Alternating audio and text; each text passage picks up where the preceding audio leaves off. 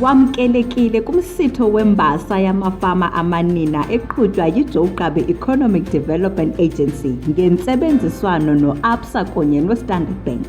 Lo msitho usikelwe ekubhiyozeni amanina wesithili saseJoe Gqabi abenza umsebenzi obalulekileyo kwezolimo, ekukhuseleni ukutya, ekudaleni imisebenzi nasekulimeni ngendlela ezinzileyo, sithi wontsho kunimabhinqa.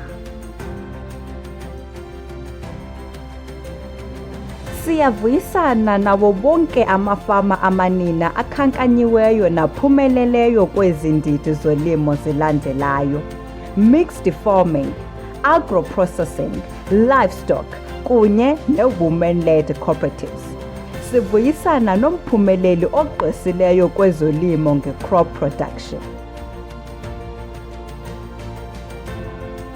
Siyabulela kubaxhasi bethu ngokusebenzisana nathi ekuphuhliseni nasekuwongeni amafama amanina.